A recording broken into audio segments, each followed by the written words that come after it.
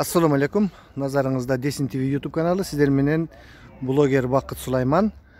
Урматтуу көрөрман, бүгүн биз Базаркоргон шаарынын Манас Бердибеков атындагы Маданият үйүнүн алдында турабыз. Ушул Маданият үйүнүн имаратынын ичинде Базаркоргондун тарыхында биринчи жолу тарых музейи açılmakçı olup жатат. Мына ошол музейдин ачылуу аземинин алдында турабыз азыр. Мына бир топ мамлекеттик кызматкерлер мунун алдында. Ичинде ушул бүгүнкү иш-чарага даярдык каттуу жүрүп жатат. Биз ага чейин Базаркоргон районунун ушул Маданият үйү жайгашкан Манас Бердибеков атындагы Маданият үйү бул. Ушул Маданиятка эмгек сиңирген чыгаан Базаркоргондун уулу Манас Бердибековдун атына коюлган бул жер. Мынакей Манас Бердибековдун айкели, достор. Аябай өзүнө окшоштуруп жасаган.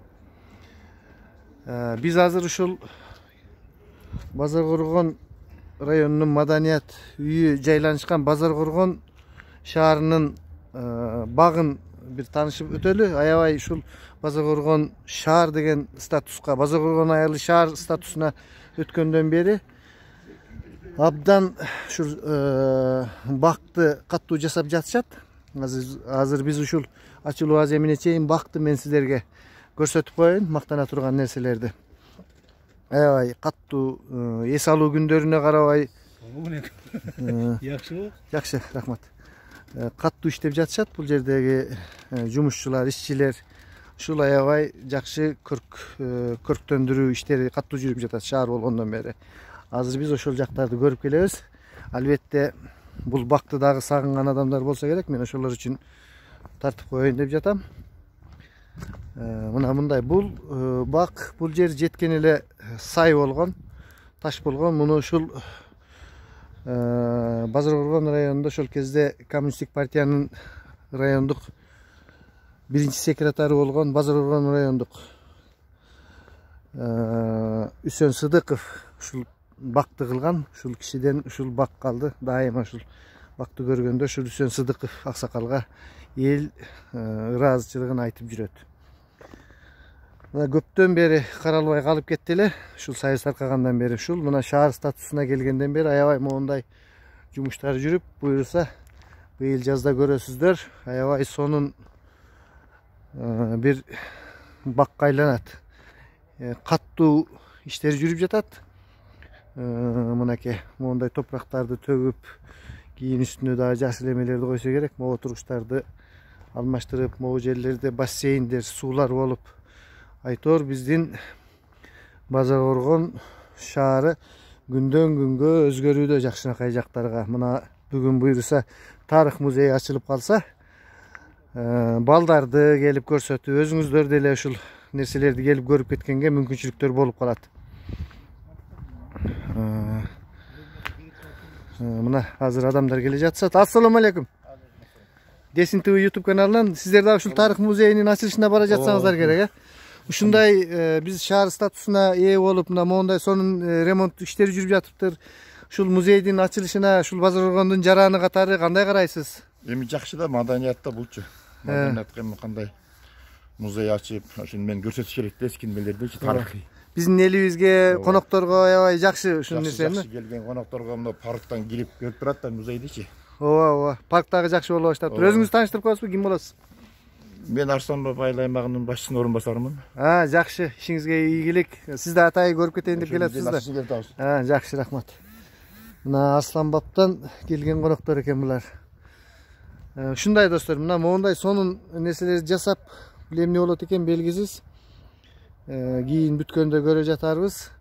Айтор биздин Базаркоргон шаарына келсеңиздер, албетте көп жетишпеген жактар бар. Мен өткөндө автовокзалды тартканмын, базарды тартканмын, бирок баягы көч бара-бара түзөлөт дегендей бизге окшогон блогерлер ошондой кемчиликтерди айтып турсак, акырын-акырындан барып сөзсүз түзөлөбүз. Мына тиякта дагы кимдир бирөөлөрдү тосуп алганы даярдыктар болуп жатыптыр. Биз бияка келе бердик эле, азыр ошактан тартабыз. şatıratkan kol çabuklar olup жатыптыр. Adamlar geldi, biz biraz geçip kaldık buna. Hazır şuların артынан gireriz. Телевидение жүрөт бул жерде. Эмне болгон музыкалуу жерлерин алып бере албайм мен сиздерге, анткени YouTube автордук укугу жок музыкаларды тартууга тыюу салат. Ошондуктан мен сиздерге ушул сүйлөгөндөрүн, бардык нерселерди алып берүүгө убада кыламын. Мына биз да кирип бара жатабыз артынан.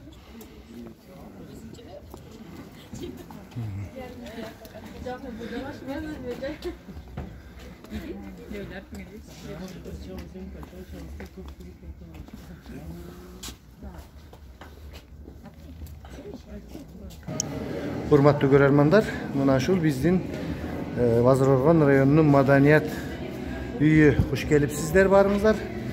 Ушундай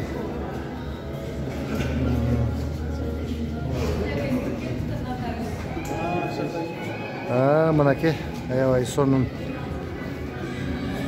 жолдун эки четинде айымдар, жигиттер турушуп. Базар-Оргон районунун тарых музейине куш келипсиздер. Мына биздин райондо дагы, биздин Базар-Оргон шаарында дагы мындан кийин ушундай тарых музейи болмокчу достор. Айта кетчү нерсе, ушул райондун жарандары үйүңүздөрдө тарыхый нерселер болсо, ушундай музейге кошумча кылып алып келип койсоңор аябай сонун болот. Музейди күндөн күнгө өнүктүрөбүз.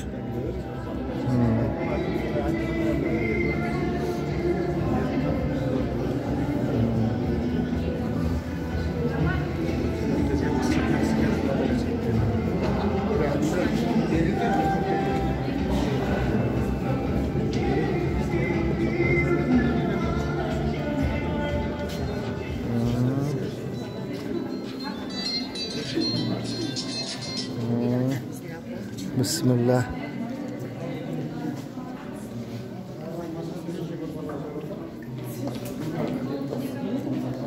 Саламатсыздарбы, майрамыңыздар менен? Саламатсыздарбы? Саламатсыздарбы? Музейдин ачылышы менен куттуктайт Десин ТВ YouTube каналы. Саламатсыздарбы? Майрамыңыздар менен барыңыздардын. Биздин районго чоң кубаныч, шаарыбызга кут болсун ушундай музейибиз. Рахмат.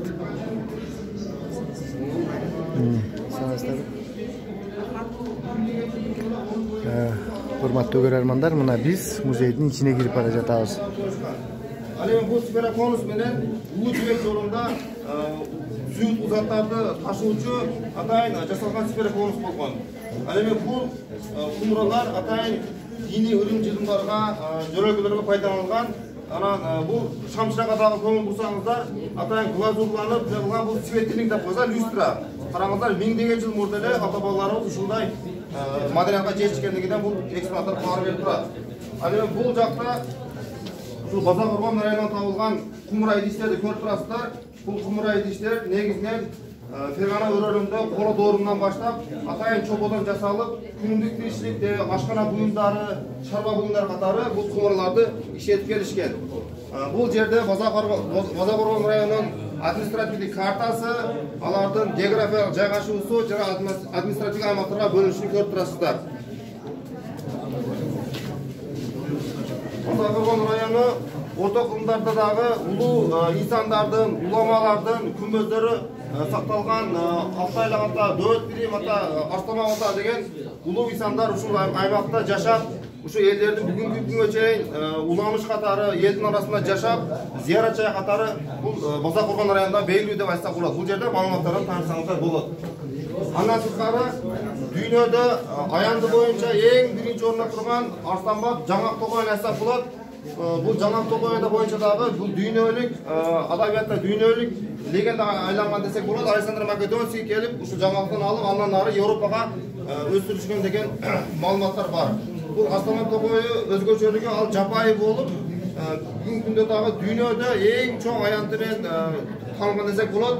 Бул жер дагы Советтер Союзу учурундан бери туристтик база катары таанылып, бүгүнкү күндө дүйнөдөгү туристтердин эң сүйүктүү жери десек болот. Мындан ары дагы Базар-Оргонду ушул аркылуу чоң таанытууга маани берсек болот.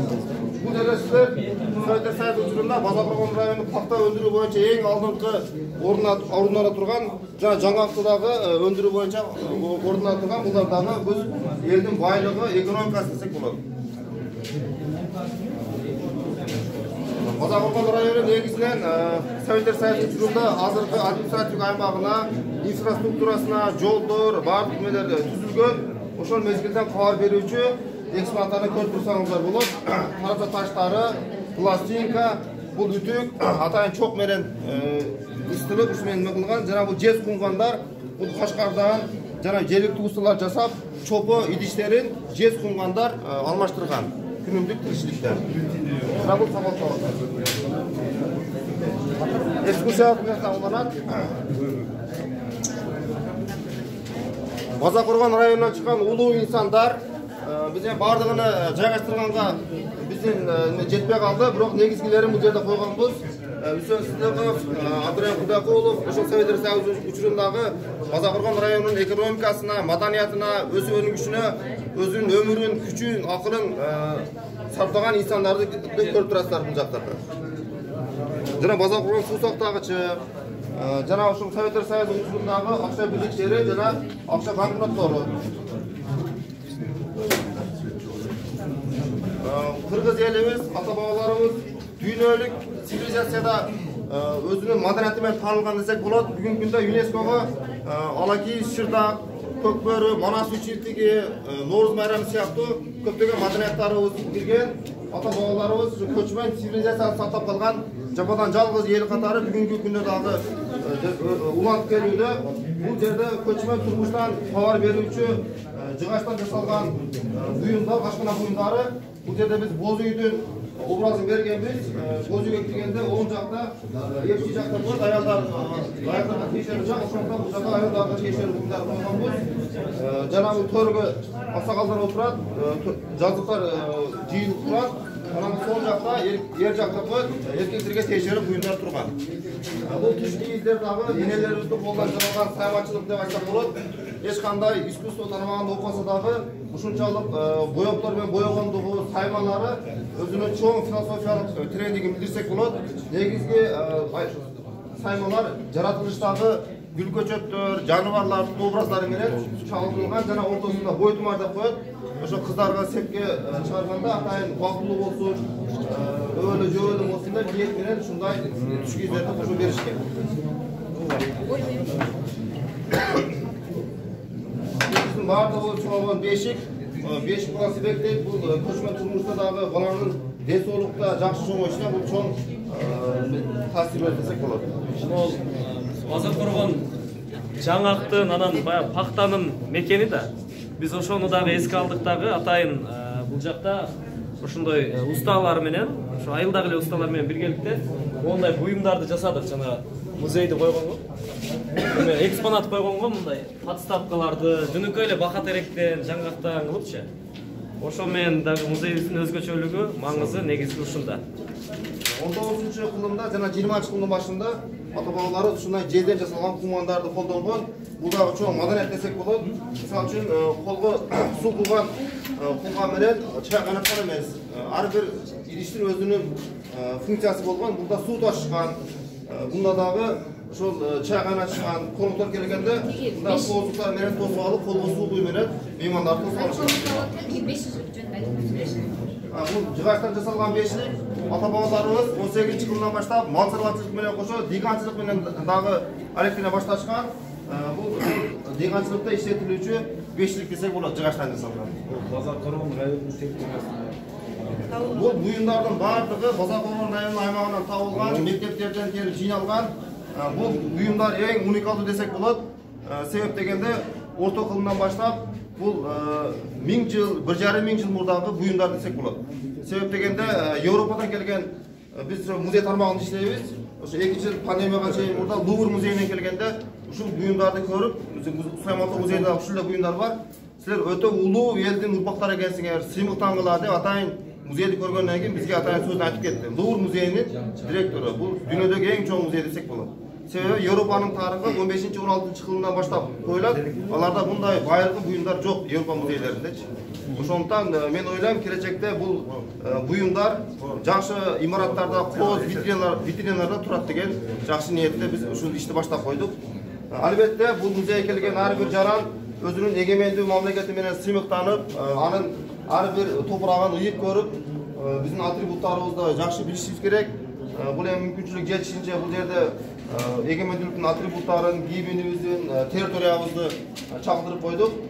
Келечекте эгемендүүлүк доору боюнча дагы база кургондун жетишкендиктери жана башка жакшылыктары дагы музейдин ушул экспозициясында орун алат деген ниеттебиз. Бул музей мен ойлойм эң жакшы самалык болду деп ойлойм. Ошол өзүмдүн адис катары. Себеби база кургон районундагы жаш муундар, келген коноктор ушул музейге келип, райондун бай тарыхка ээ экендиги, кооз жаратылышы, тарыхый ыйык жайлары бар экендиги менен сыймыктанып, бул райондун атак даңкы чыгып, инвестициялар келет, жаш муундар чоң патриот менен тарбияланат деген ниеттебиз. Рахмат. Тургандарга рахмат. Мен сизди өзүм жакшы тааныйм, бирок көрүүчүлөр үчүн өзүңүздү тааныштыра кетсеңиз. Мен аты-жөнүм Ибайдуллаев Хайрулла.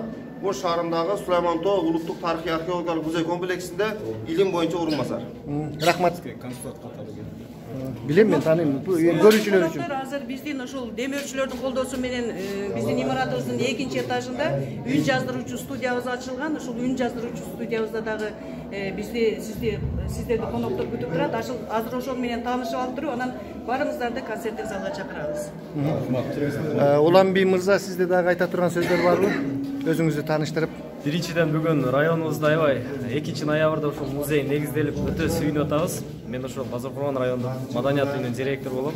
Жакында эле келдим. 5 каналынын жалпы көрүүчүлөрү, сиздерге да рахмат. Музейибиз Кудай таалам насип кылса ушул жерде бизде азыр жоголуп бараткан экспонаттарды сактап калуу ниетинде ачтык. Демөөрчүлөрүбүзгө да ыраазычылык билдиребиз, райондун элине. Сизге дагы ушул районубузга, элибизге кызмат кылганыңыз үчүн чоң биздин каналдын атынан ыраазычылык. Рахмат. Кайсы фондарга таандык экспонаттар бар? Анан музейдин ачылуусу эмне себептен ачылып калды? Кимдердин колдоосу менен ачылып калды? Ошол тууралуу айтсаңыз. Бул ошол музейди ачылуу тарыхы бизде орто кылымдардан берки экспонаттар бар. Археологиялык, этнографиялык, СССР учурунда жана бүгүнкү күндө. Идея ошол эми жаштар биз кызматка келгенден кийин бир иш кылышыбыз керек экен да. Анан жөн эле отура бербестен бир нерсе жараталы дедик. Көпчүлүк тармакта айтып коюшат, мисалы маданиятта акча жок депчи. Мен ал сөзгө кошула албайм. Эгер бир жакшы идея таба алсак, биз ошол акчалууларды ошол жерге чогулта алсак болот экен. Мына Кудайга шүгүр, ушунун далили бүгүн негизи бул жалгыз адамдын чаңы аты чыкпайт деп коет. Жалпы элдин колдоосу менен, Кудайдын колдоосу менен ишке ашып атат. Шаардык мэрия, администрация жана соцзащита жана башка. Канча каражат кетти ошол музейди уюштуруудан? Кимдер колдоо көрсөттү деп атайын? Негизи каражат эсептесек азыр 200 миллион ашып кетип калды уже бул жагыначы. Бирок дагы бир айрым кемчиликтер бар. Экспонаттарды кайсыл жактан чогултуңуздар? Же район элдер Элдин арасынан элдер алып келип берип атышты бизге. Рахмат сизге. Рахмат чоң. Саламатсыздарбы? Эже саламатсыздарбы? Өзүңүздөрдү тааныштырып, мындай ак элечекти кийген айымдарды көргөндө бир сүйүнүп кеттик. Музейибиз ачылгандан да сүйүнүп, кандай эми маанайлар? Саламатсыздарбы? Бүгүнкү маанай өзгөчө, биздин маанайга жараша аба ырайы дагы өзгөчө жаркырап турат. Булар Нурен айымдары, Шайра апалардын бир тобу. Анан өзүбүз негизи кызматтабыз баардыгыбыз. Талдыбулак айылынын маданият үйүнүн башчысы Кызылөңкөр Айтылуу дүйнөгө дөңгөрөтүп аткан Кызылөңкөр жаңгак мекени Кызылөңкөрдүн маданият үйүнүнүн башчысы. Бул Шайра апалардын мүчөсү, ырчы кызыбыз. Ал эми мен 5 айдык маданият үйүнүнүн башчысымын.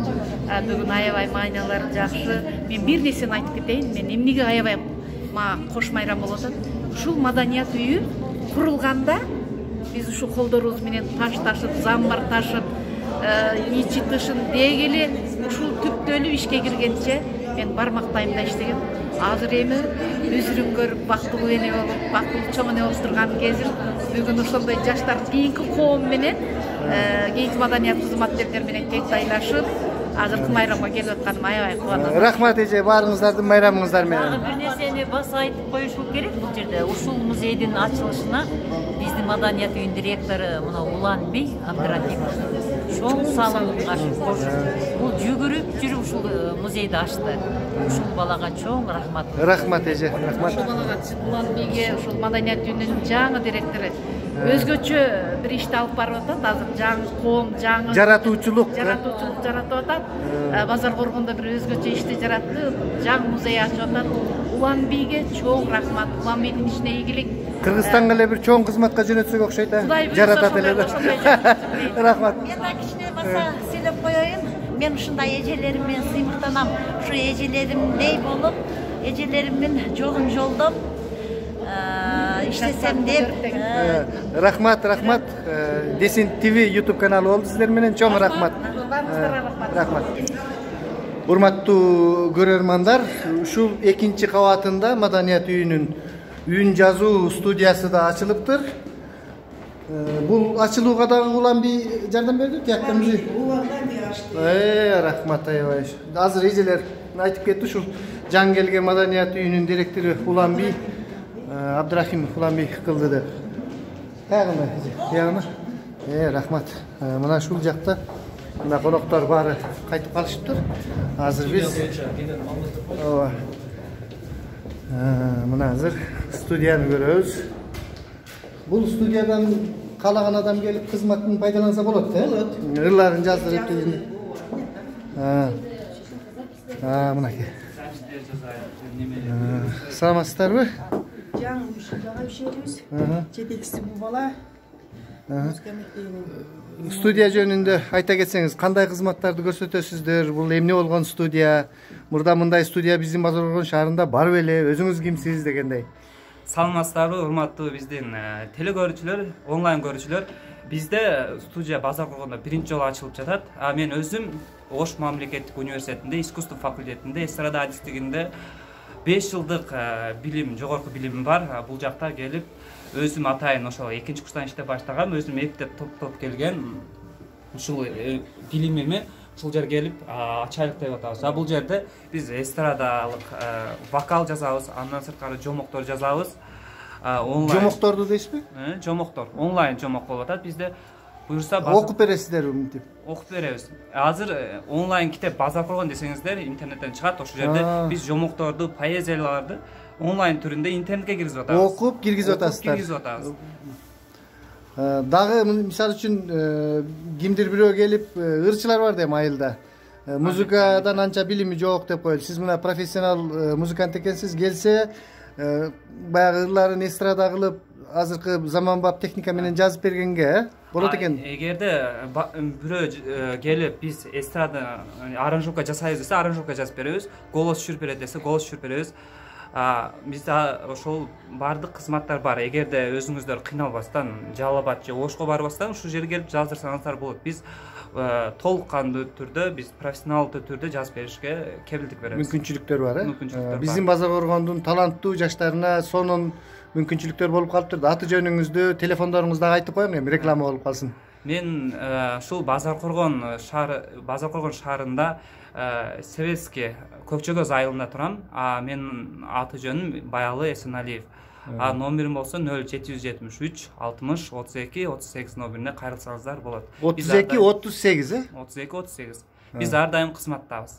Рахмат, урматтуу көрөрмандар, мына ушундай сонун студия ачылыптыр биздин Базар Коргондо. Келип ырдап, жазылып, ушул кызматтан кенен пайдаланыңыздар. Урматтуу көрөрмандар, ушуну менен биз ушул Базар Коргон районунун борборундагы, Базар Коргон шаарындагы тарых музейинин ачылыш аземинен деги эле музей кандай эмнелери бар экендигин көрсөткөн берүүбүздү аяктадык. Биз тилекке каршы концерттик берүүлөрдү алып бере албайбыз, автордук укук деген бар. Биздин каналда болгонуңуздарга мен ыраазычылык билдиремин. Комментарийлерди жазып, ушул жакын арадагы жарандар болсо келип ушул музейден көрүп кеткиле.